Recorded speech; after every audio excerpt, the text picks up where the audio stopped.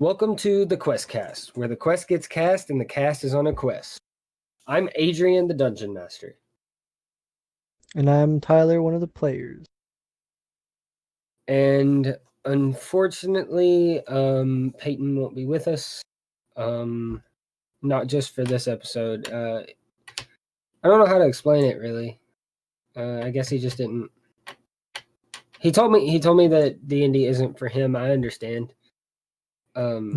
Completely. He had to do what he wanted to do. He's got some things he's got to do. I think. Yeah, he's got things he's trying to get done. I understand that. He's doing his own thing. We do have sort of a plan. I don't know if it's set in concrete yet for what's going to go on since he's not with us anymore. But I've already been thinking of a way to do the story to where this works. The way just him leaving like this. I mean, I don't blame him. He if you don't have the time for something, you don't have the time for something. If you don't like something, I don't want to force people to do something they don't like. Exactly. So, and if he even listens to this, Peyton, if you're listening, I don't want to sound rude at all. So, yeah. We'll still talk to him. We'll talk to him definitely. We play with him on Xbox sometimes. Yeah, that's what I told him. I was like, we're gonna play on Xbox some, but it was fun while it lasted. He's just busy with doing things in his own life. Yeah, and I'm pretty busy too. Yeah, all of us have been busy.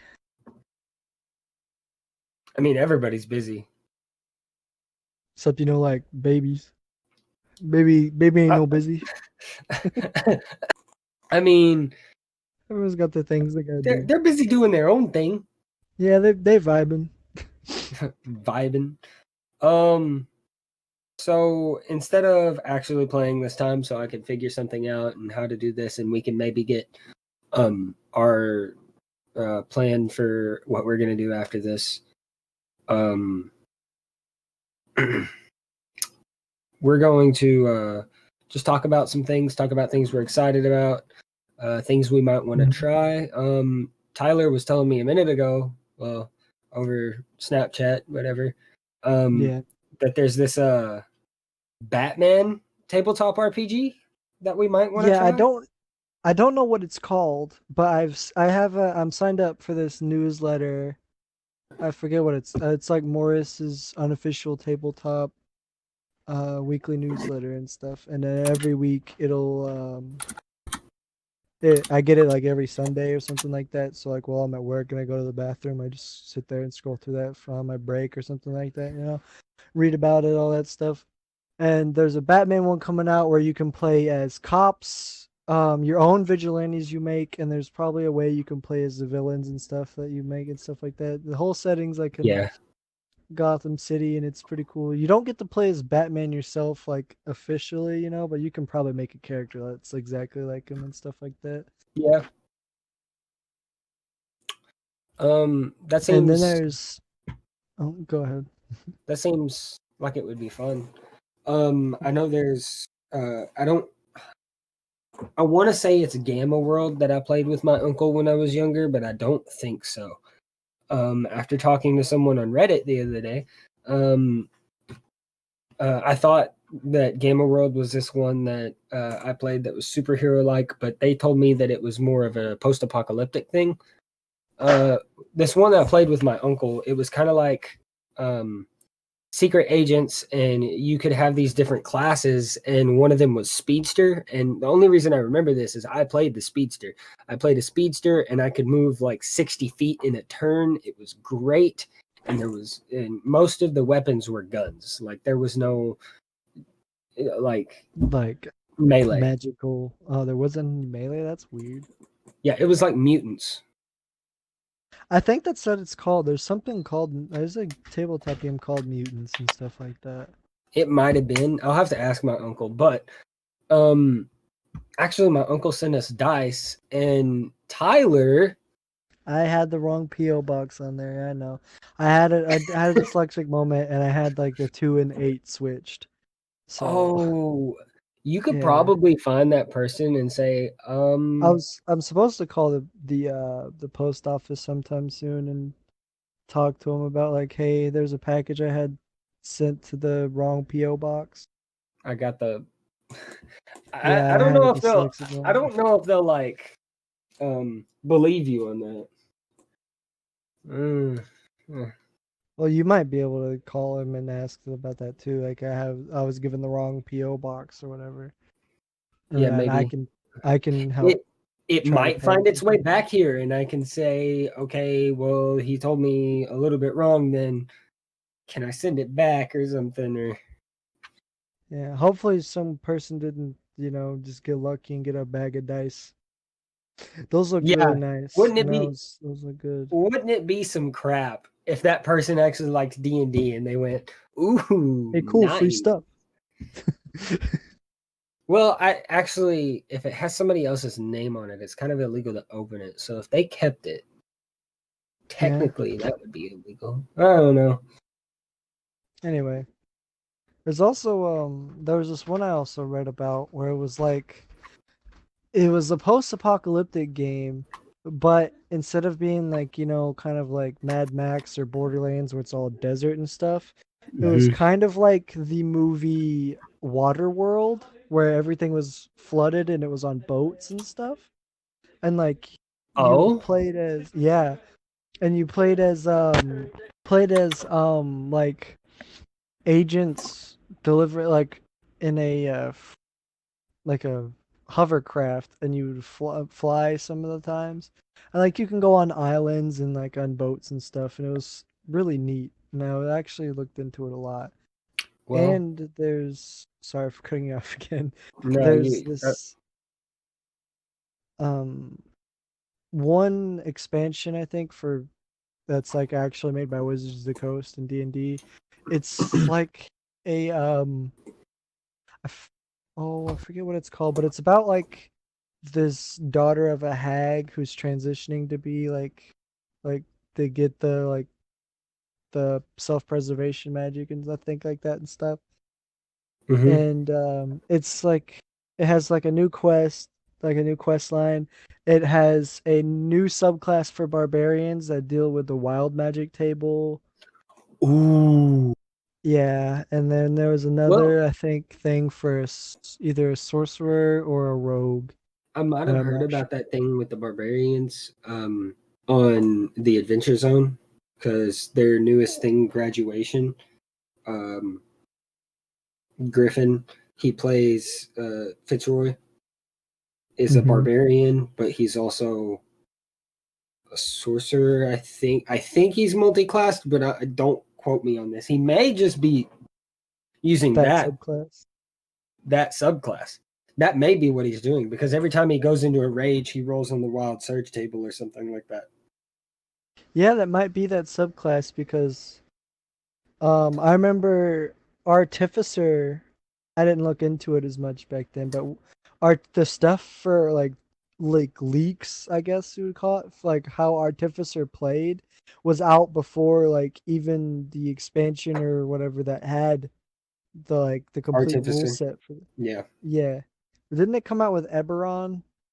Like I don't know if that's like an actual I Wizards of the Coast, I like an don't actual. know I don't know anything about all of the stuff. I just know that I I like to know play that D&D. Eberron. Yeah, I feel that. I like to write more than I do to play sometimes, but sometimes it is good to play an overpowered character that backstabs people for double You know damage. what? That's one of the reasons that Oh, another reason I didn't realize I like I don't Rogue because they I do don't just know if stupid we amounts of ever damage. like addressed it, but technically you were supposed to only get double damage. It's not. Oh, but that was like a one-time thing to be cool and stuff. It probably would have still killed the guy anyway, so it doesn't matter. How much would you have done? Well, if it didn't do quad, it would have been like 20 something? Because I remember yeah. you did like 41 damage. I think he would have been left with 4. Oh well. Yeah. Made for a cool moment anyway. I mean, it could be a homebrew rule. It's not going to happen that often. There's no way you're going to roll a crit, like a nat 20 on surprise rounds Yeah, every all time. the There's time. no way. So if you do that again, it probably like it could be our homebrew. It could be our home like our I like that idea. house. Like if you roll for like a yeah, I like that idea. But like we should find a way to get it for like where every class can do it. Well, at least get like a crit on a surprise round, you know? Mm-hmm. But then that would take away from the assassins or like the rogues perk. Yeah, that's the point. The rogue, like Well, then the rogue can do it four can do times that. damage on the surprise round instead of just double. So Well, and I have a list of like homebrew items on my phone that I've made. Let me find this exact item that I'm thinking of because it would be great for a fighter if they joined. And I'm thinking the guy. I don't want to put anything in concrete, but the guy who we've talked to about being on here has said that he might want to be the fighter. I want So a I don't know multi-class. how I you. told you I want a Yes, you told me multi-class you in the want a fighter multi-class because in the fighter. if I do a multi-class in the fighter and like I was a battle master, you would not be able to kill me because I'd be able to run away really easily. I'd be really good at fighting really easily. Like So I can, and if they miss attacks, I can repose and all that stuff, and like make yeah, my teammates be able to move and stuff on my turn. And it would just no, you would not have a good stop time. min maxing. We're here to have fun. No, I'm kidding. You can min max That would be if that's how you have fun min maxing characters. You have fun that way, and throw me off guard all the time. I don't care. I want to min max the best they can. Like, I think I could do the role plays and stuff, but like, I guess I like war games. Like, I'd like to play war games more than like maybe, just maybe. Oh yeah, where you just go through fighting. Yeah, kind of. Like, there's some role play, but it's not We like the whole thing we could about it. do Like, not a one shot, but like a mini campaign where everybody makes a level 20 character and it's just a war. yeah, I don't think we would have wizards though, because wizards would be able to just. Yeah, no, just Well, no, fighters. wizards would add. I wouldn't do just fighters. You can do like maybe some rogues. Well, I mean, like fighter, like melee style characters. Melee, yeah, yeah. Okay, Or like martial weapons like bows and yeah. so No. this item that I made, um, it might or might not like even it out for a fighter or something like that found this. I called it the Belt of the Warrior, and if you were to buy it, it would be 12,500 gold.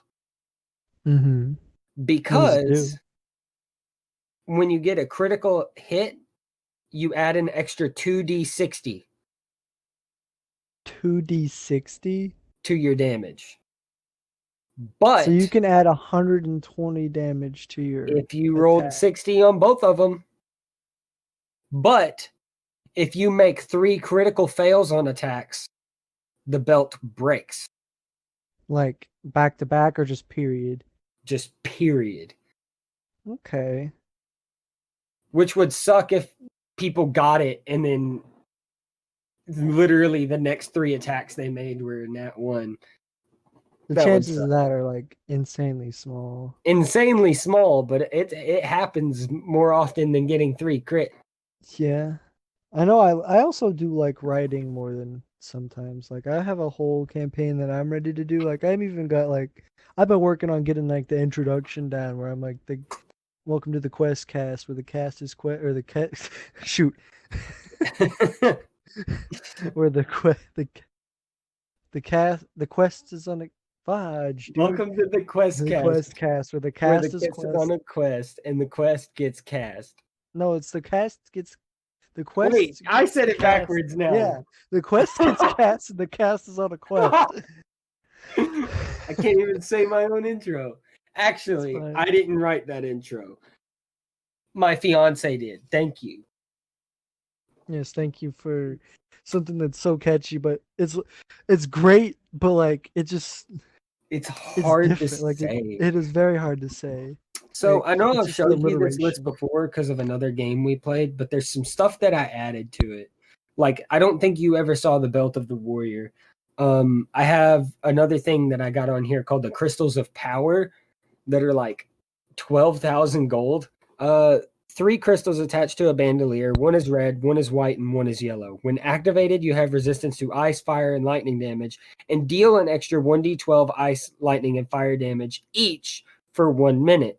Can only be activated once per day. And it's like every time if you hit within a minute of activating it, it's 1d12 of ice damage, 1d12 of lightning damage, and 1d12 of fire damage. And then those get doubled if things are If you get a crit. like well not no, I was thinking like if they're not resistant to it, like if they are Oh, like if very they're effective. vulnerable to it? Yeah. I Doesn't it mean, get doubled then? yes. Yes. Okay. So So, like I mean, I don't know if it's worth the 12,000 gold as compared to the Belt of the Warrior. I was just trying, like, you get resistance to those for, like, even if you don't have it activated. just like having it Oh, on no, your no, no, no, no. person. When it is activated, you have it. I made the item and I'm still messing it up. Maybe Uh, if I made it to happens. where you have the resistance even if it's not activated, it would be worth the 12,000. Maybe. See, I'm not good with writing items. I think I'm pretty good at writing characters more than anything. I mean, you've seen some of my items. Some of Like, my items are decent and some of them are crap, but mhm. Some of them were really cool. I remember that one campaign where we were doing where it was like naval base, a little bit naval based, and it you was wrote going like a naval based. yeah. Oh, you mean the stuff that I was about to tell you about? Like the Oh, fairy really? tree mast and the dragon's breath cannon. And like Eye Beholder cannon, I Oh think yeah, it the eye of was. the beholder turret. Uh, Yeah, I remember it that. costs 15,000 gold collectively as a crew, but you can make any magical attack that a beholder can, and it's mounted on the crow's nest and it swivels in a 360.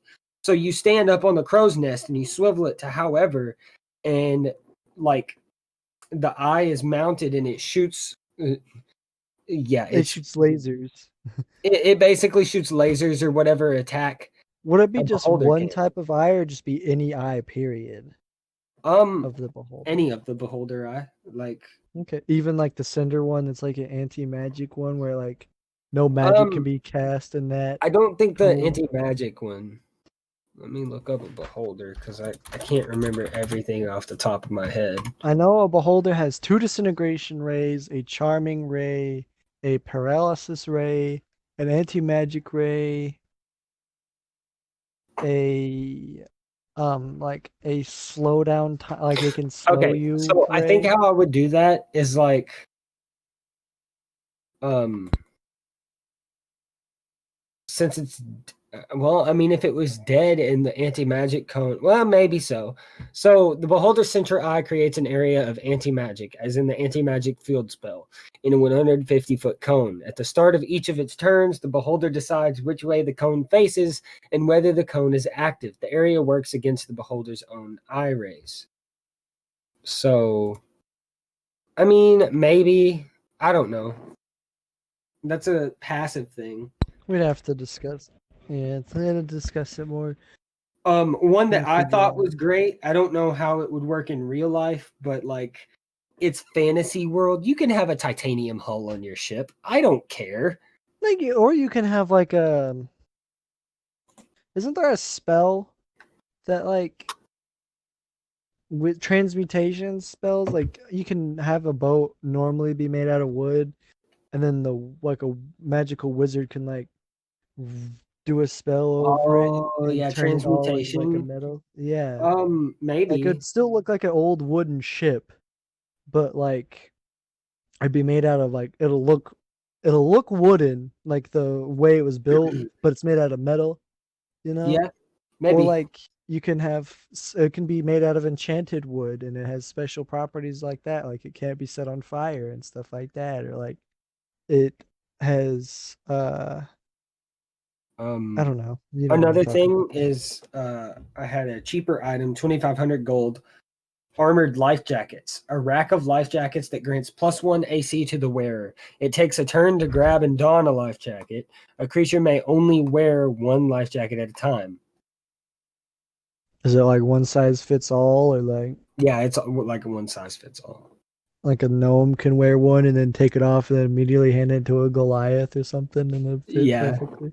I mean, either that or there's like 2,500 gets you enough for everybody. So it's like It's there's special different sizes. fitted. Yeah. Okay. I liked this one. The crank, 10,000 gold, installed near the helm of the ship. When cranked, large spikes spring from the hull of the ship. On a hit, it deals 40 12 piercing damage to another ship. That's oh, to another ship. Okay. It was like, damn, that's a So lot of like you damage. crank the Ships are crank and it like pops out some spikes and you ram into another ship and it does 40 12. That reminds me of one of the like there's this thing that they have on Monster Hunter that they use to hunt like these giant they call them elder dragons in that game. Yeah, I've played it And a little bit, but I don't have it. it's on Game Pass. It's on Game Pass now. It's been on Game Pass. That's how I play it. But Where's my Xbox controller? and there's I think it's called I forget what it's called. My girlfriend would know. Where it but it's basically just this big like spike that they jet out really fast and to like pierce and stab into like their armor and stuff like that. And I think it was called the dragon. It was something dragon. Part of me wants to say it was called the Dragon Killer or something like that, but I could be very wrong about that. um, But I remember using it against the Iceborne, like, so is it Velkhana? I think it's Velkhana. I started making up my own deck of many things, and I didn't get very far before I didn't have time to do any more on it. Like you're writing for your like things. Like, would this be like a well? The deck of many things is good and bad. Like it can happen. Right. Like good things and bad things can happen to you. Um. So, the first one, if you rolled a one on it, I was gonna have you roll. I was gonna have everybody roll a d20. If you rolled a one, the card you pull just has a black skull on it. You instantly die. You may be revived, but the rest of the party has to find out how. Like how to revive you. Yeah, they have to like take your body somewhere and figure out how to revive you or something. Hmm. Which sucks for you as a player Like if the you get person who that. drew it, yeah.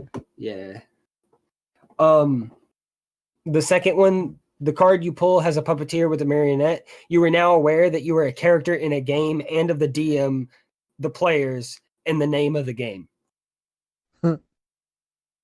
That one's just a funny one. So That one basically, is you kind of become funny. Deadpool knowing you're like in a movie or game or whatever. That is kind of funny. Um, Speaking of like media and stuff, I've been doing like writing and stuff. When I've started writing like chapters for maybe a book or something like that, you know? Oh yeah. Yeah. And I'm trying to Oh, tie it mostly into like these are going to be the lives of NPCs you may meet in one of the games that I DM or something like that, you know? Like this is what their backstories were. Like I'm going to go into like pretty each chapter so far I've started on the second chapter, which is the second chapter is about my half orc barbarian I've been writing and what he's an executioner at this town. Like he was basically he's been an outcast like all of his life. bro, do you remember my half orc Monk he made monk or I Fulfor, made yeah, or Felvor or something or a like that. Falvor? Yeah. Yeah, I remember I that, want and to play with him so bad. I forgot about him, and I can incorporate him into like if I ever run that campaign I'm thinking of, that I'm actually kind of describing some of the NPCs that I'll have in there. Um, you can you can use that character, and I can still use those assets you wrote for me and stuff. Yeah, because I had some pretty good ideas to where you could go with that. What I had in mind was, I remember your character used to live in a he was a.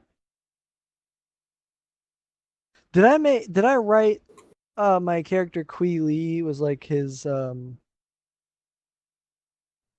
master or whatever like that, like his I can't sensei or something. remember.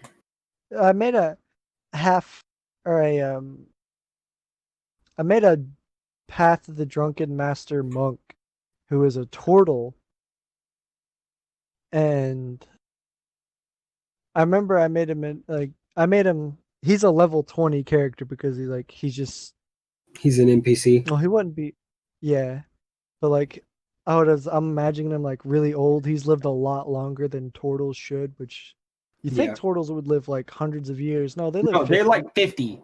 Yeah, Yeah. no. I watched that RuneSmith video too. I Yeah. know. That video was good. They have badass lives, bro.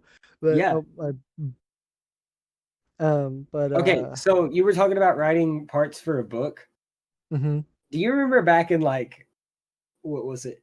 Oh yeah, it was like seventh. Elementary No, it wasn't or elementary. We were in like seventh grade, junior high. junior Junior high, high. whenever you came I up to wrote me and you were like, "Hey, bro, you can draw better than me. Can you draw some of these characters I describe?" And then I was like, I guess. I remember we tried to write up a whole arc for this Yeah, science fiction thing I was writing, which yeah. looking back at Well, now, we were, half of it was goofy. Half we of it was were, pretty dumb.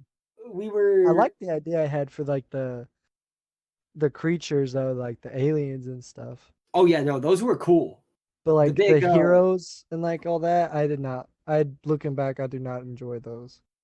but the They were blocky dudes with the shields. I there was distinctly remember drawing one of those. um I remember I described them to you like they were hunters. From everything I was basically writing was inspired by the Covenant from the Halo games series. Oh yeah. And There I was one remember, that you told me was basically just a like a living tornado. no, he was like a living gas cloud. And Oh yeah, and I drew him like a tornado. yeah, and what they would do is how they would kill their victims is they would be get breathed in, and because of the body heat of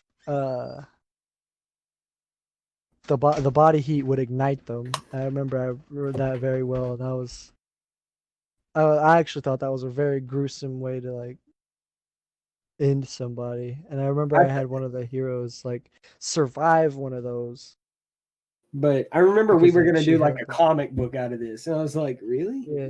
Okay. I still want to do a comic book too. Like what I'm writing now with my the backgrounds for my characters and whatnot, like the my half work I was talking about.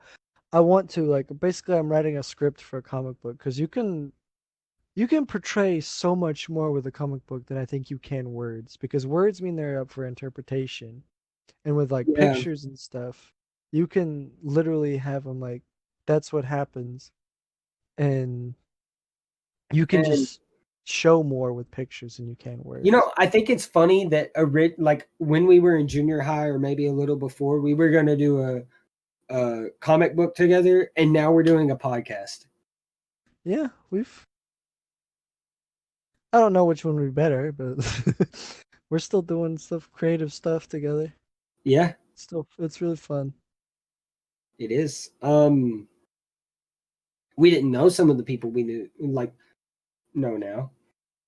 No, like the people that inspired us, kind of. Like, is that what you're talking about, or like? No, I'm just that and just people we know. Yeah,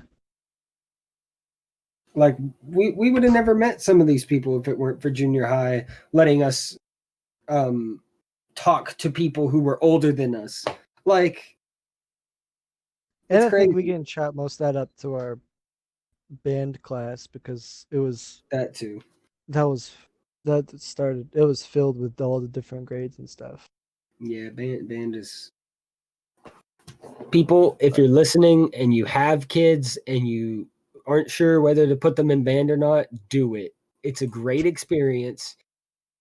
You know, it shouldn't be up to the parents. It should be up to the kids if they want to I do mean, it or yeah, not. if they want, okay, if they Like want you to said do it, earlier, like you said earlier, you don't want to force people to do something they don't like. So right? If they want to do it, let them do it.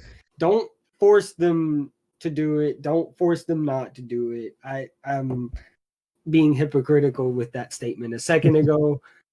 If they want to do it, let them do it. If they don't make them do it. It's okay. yeah, it's a really great experience.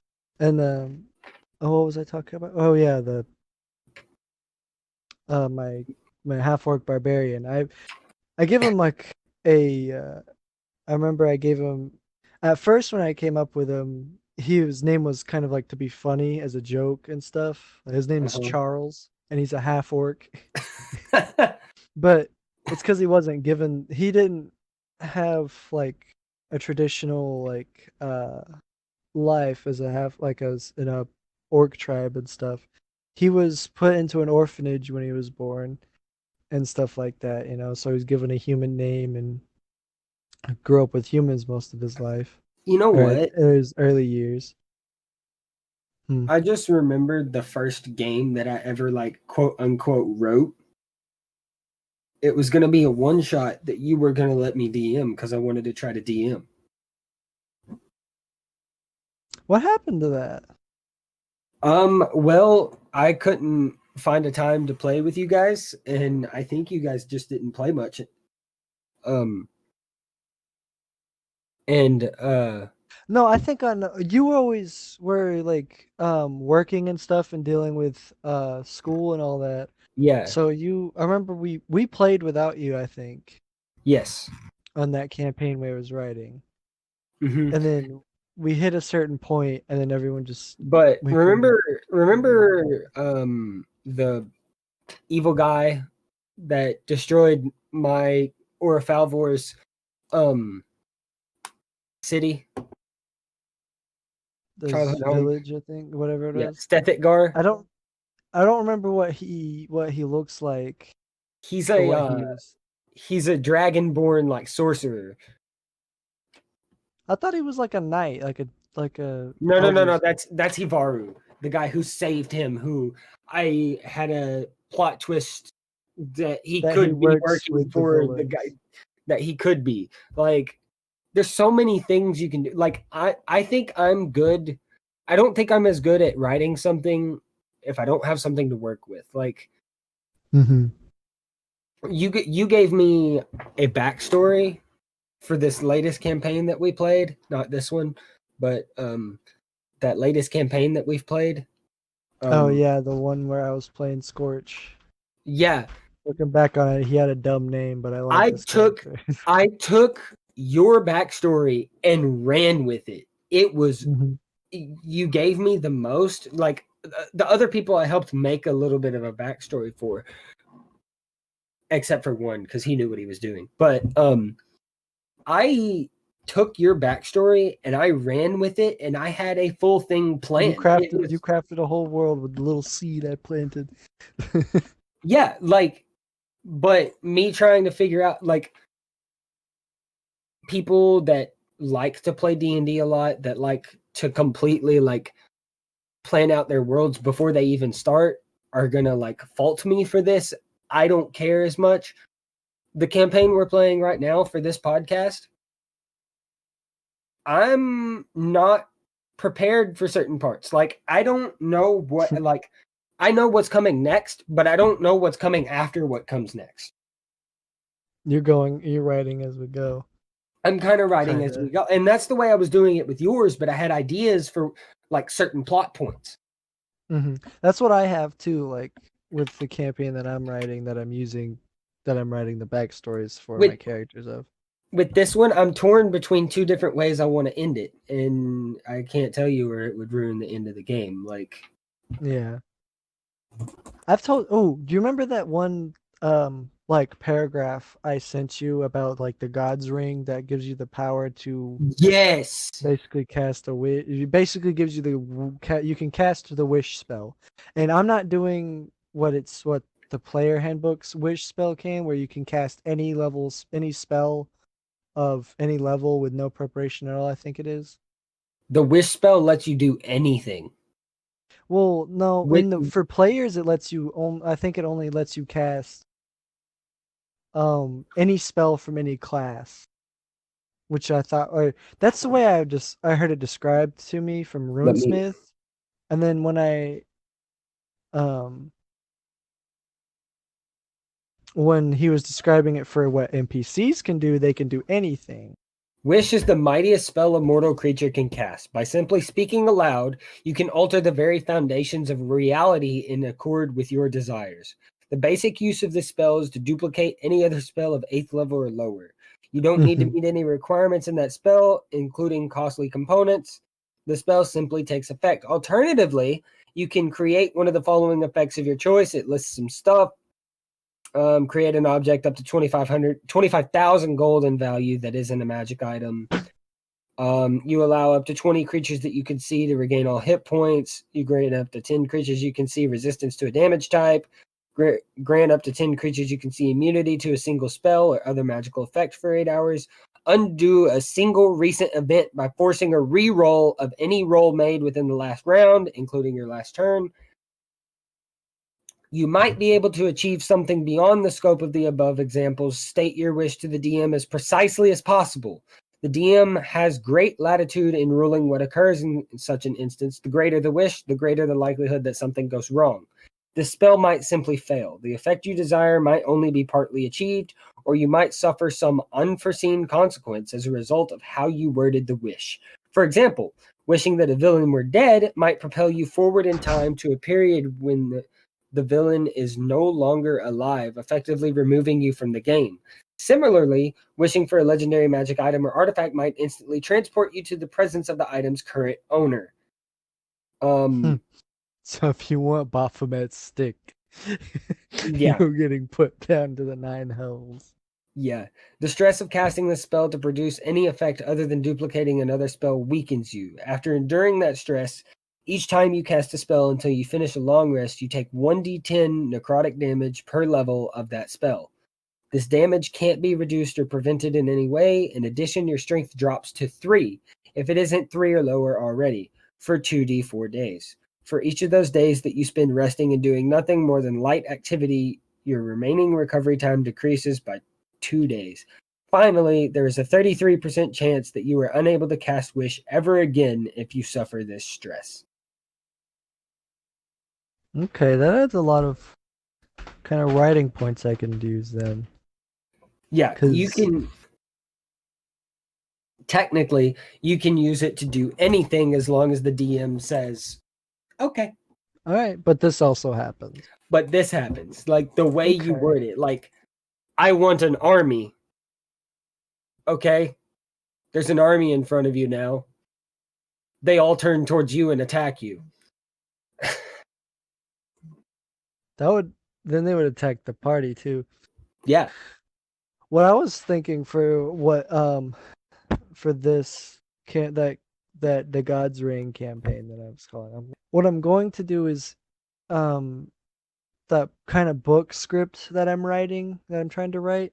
I'm wanting to, if I ever get the chance, make it a comic book, and also turn that script into like a campaign that players can use, or that people can use, and like just run as a campaign setting. But because you remember that desert, like oasis city, like most of it's kind of like a mystical enchanted desert and stuff. The one thing I remembered from that, I wasn't even playing because you hadn't got to where you were bringing me in yet. Mm-hmm. They went into the sewer.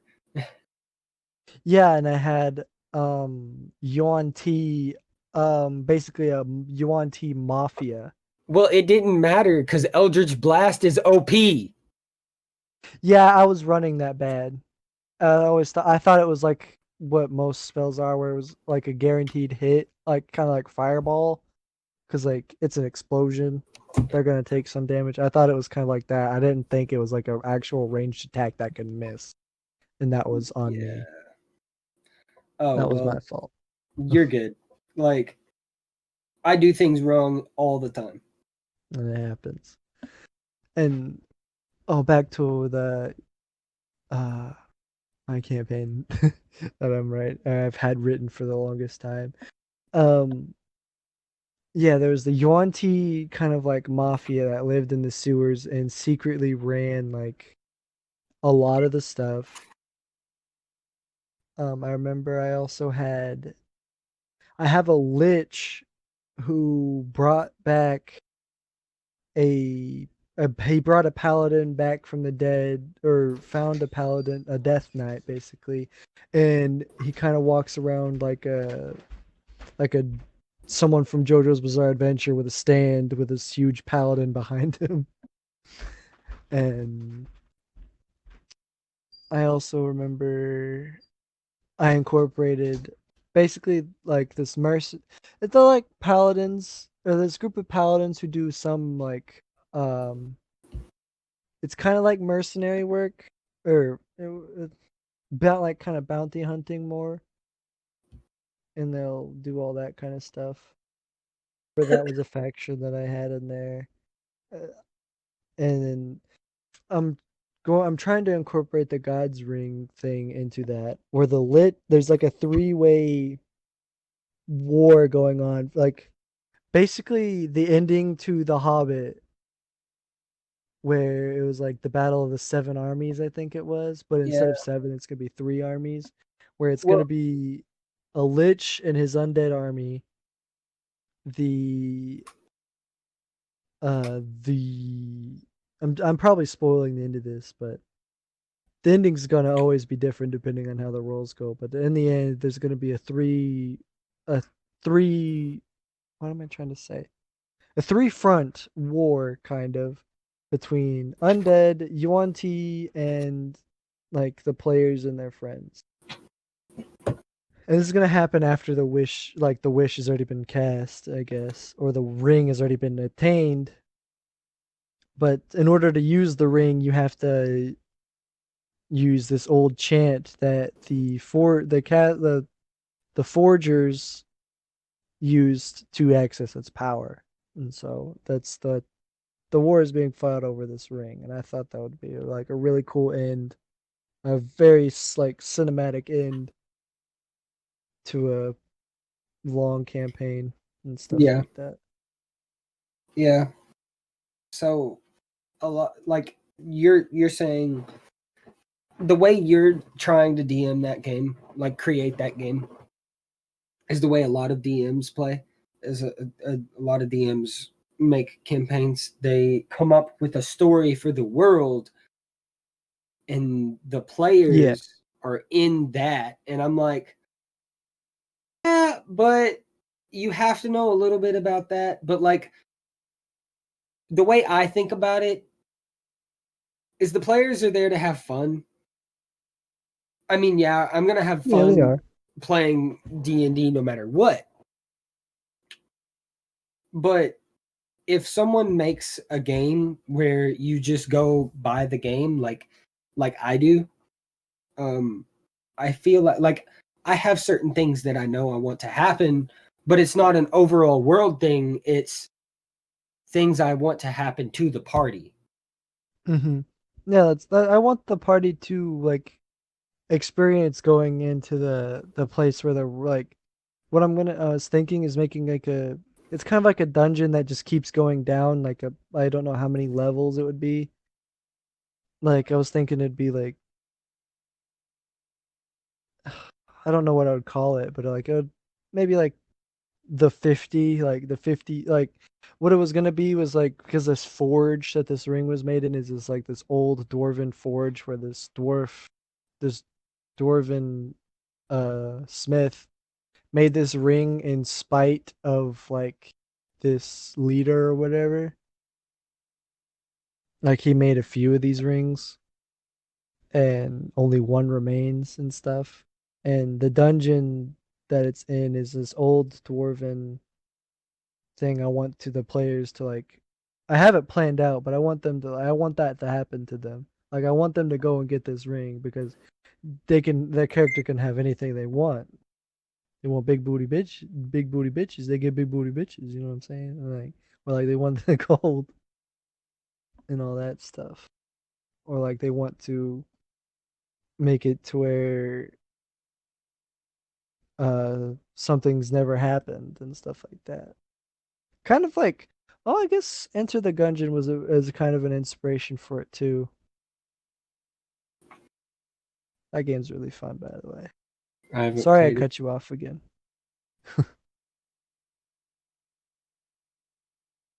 I mean, there's tons of cool things you can do with D&D. D&D is Plenty.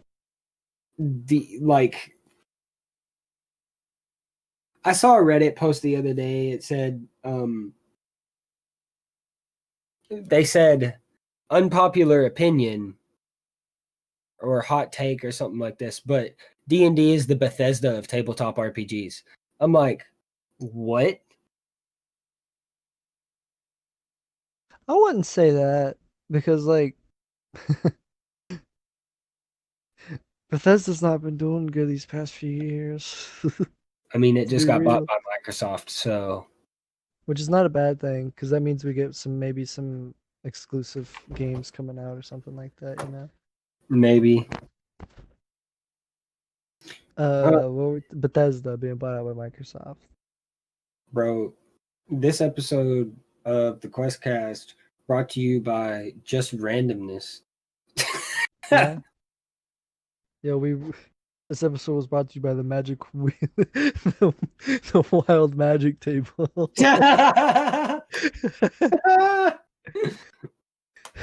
Man. Ooh, I don't. Oh, I just remembered this, but I remember this writing tip I got from they're either a family member or a family, like a really close family friend when I was younger, and they took writing classes in college, I think. A tip that he told me was, I don't know why this came to mind, and I feel like I should say it is write the ending of your story first. Write the ending of your story first. Yes, so you That makes know, sense. yeah, so you know how to build up, like you know where But you're building here's up the to. problem with that. There's only one problem with that. You never know what your players are gonna do. Well, no, I'm just talking about like if you're writing like a book or like Oh, if you're writing a something like that. book. Okay, Yeah, yeah, no, but that like makes total sense. yeah, but like when it can still transfer into the game, like campaign, like have like the end setting in mind, like oh, the story's gonna like the climax of this like the ending is gonna happen at the Lich's Tower and stuff like that, and you can have two endings kind of written where like the Lich is defeated or like the Lich wins and stuff like that, you know, like you can have those two prepared, I guess. Like those two outcomes prepared. Yeah. Like, did I ever tell you how the campaign was gonna go that we last played? The Torch. like yeah, you kind of did. I remember everyone got infected by these one flies. No. I was talking about like how the whole thing was gonna go. Oh no, you never told me that. But I'd Okay. imagine that Caduceus, that was his name, right? Yeah. That Okay, was yeah. your character. Yeah, I know, but like I always I got the Okay. name I took from something else, but and Let me like I've just tell written so many you characters. one thing. Giving You that sword to him was probably the wrong play. Is that what I mean? Oh yeah, that giving him the sword, you gave the sword. You know what? I'm just gonna say it. You gave the sword that held the real captain in it to the guy who put them in the sword. Oh. Well. You, like, and originally when I gave you that sword, that wasn't my idea. Yeah, it was supposed to be a mimic. I remember that. No, But, no, like, no, I no. The was sword wasn't supposed to be a mimic. The chest was. yeah, And I know. then That's what I I'm gave saying. you a But I was at sword, like 2 HP whenever I was and going to open the chest. yeah, that would have sucked to have to fight a mimic on your turn. Okay, but you okay. You found that sword, and then I was like, oh, this is gonna be cool. It's just gonna be like a life draining sword that gives you life. And then you told me about Caduceus, or I remembered about Caduceus, and then I was like, wait a minute, it's Caduceus trapped inside of a sword. Hence why you had to It's make that like a wisdom saving throw. And anybody listening to the podcast at this point is probably like, what are you guys talking about? We're talking about a campaign that we played. Hopefully we can play it again, but now he knows everything about the campaign because yeah, we can probably run a different version of it. I might take some of the plot of that and add it to uh like my own thing. I'm but plagiarizing you, by the way. Basically what I'm whatever. saying. But so so when you went on that rampage, Mm-hmm. that I was was being controlled by you were being controlled by Caduceus inside the sword because he needed so blood yeah, because he's a to get vampire. I remember that. stronger. So And he can every break out of time you were like, I originally had it, my idea was it's a katana, not a katana, a wakizashi that when you hit people with it, when you kill someone with it, the damage goes up by a dice. So like, I mean, not every Oh, time, obviously. So like, it started out as what, a D8. I don't remember. If you had killed somebody with it, it would have went up to a D10 Oh. damage. And then if you'd have killed somebody else with it, it would have been up to like a D12. And I think maybe that's where I would have stopped it or something. But Well, eventually, what I was thinking was what I just thought was instead of doing 1d8, it did 2d8 and like it kept going up and up and up. oh no no no no no no no That would be broken now looking at it, but that would be that'd be a cool weapon concept. no. But once you guys were on the ship, I made the wizard from the first arc. Remember how he just disappeared? Mm-hmm. He was hiding as Caduceus. Oh, Yeah. okay. Um and so that's why he was acting like kind of weird, like That's you why he wasn't acting like I said he would. yeah. Where Caduceus says he acts like a good guy and stuff, but in reality, he's in the end a vampire, and he's Like gonna I try his actually best. To... thought I was playing him a little too close to what you were saying. Oh no, you weren't playing him like I told you. He weren't playing anything like I thought he would be at all. Like he talk regally and like he's dressed in like really. He doesn't look like he'd be a pirate. He looks like um Right. a musketeer more like I was is what trying I to play him a imagine. little bit like that, but also leave it to where you thought it is what's going on with him? Like, I never thought of that. Like and then eventually, my character would know what Caduceus would act like. Like this isn't him at all. Like I don't know where my other notebook that I had used for that was, but um, there was going to be a point where you guys figured out that he was the wizard or that he wasn't actually Caduceus. And then there might have been a thing where you guys tried to talk like not the captain, but the crew into like you mutiny. maybe not mutiny, but like them knowing that he's not the real captain. And then you guys fight him, and then he's actually a big, powerful wizard. And then Caduceus comes out of the sword during that fight and helps you defeat him.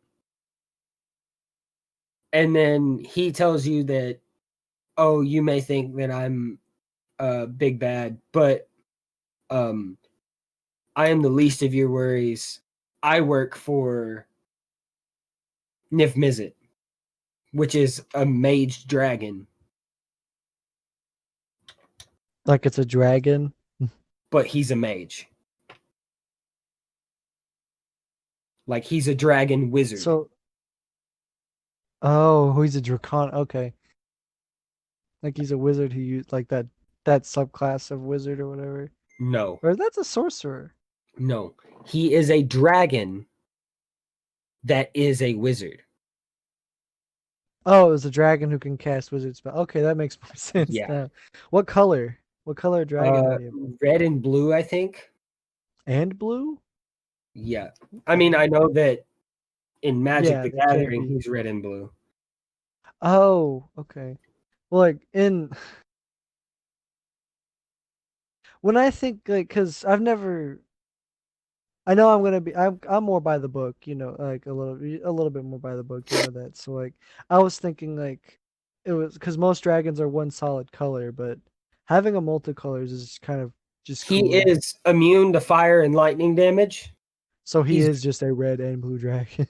Yeah, he's resistant to cold, psychic, and thunder damage. I think that's just because they're resistant to magic attacks. Yeah, it's dragon. His skills. He's got a plus 18 to Arcana. Fuck. With the flip. Yeah. And with the size of party we had, if you guys had all gotten to level 20, he was a deadly encounter.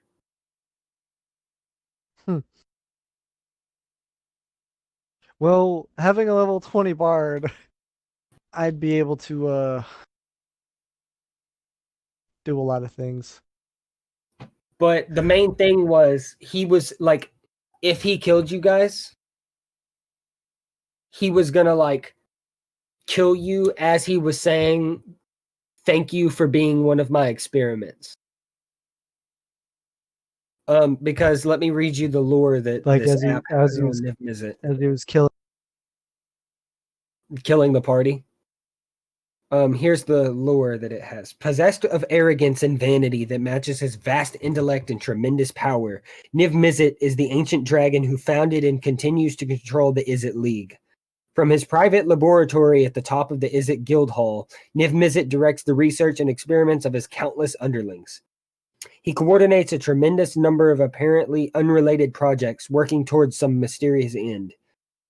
There can be little doubt that this ancient dragon is one of the most intelligent beings on Ravnica and one of the world's most powerful spellcasters. He is just as acquisitive as any dragon, but his treasure is scientific and magical knowledge. His ambition is a looming threat in the minds of all the other guildmasters, but confronting him directly is almost unthinkable thanks to the combination of his awesome magical power and the sheer physical threat of a fire-breathing, sword-toothed dragon.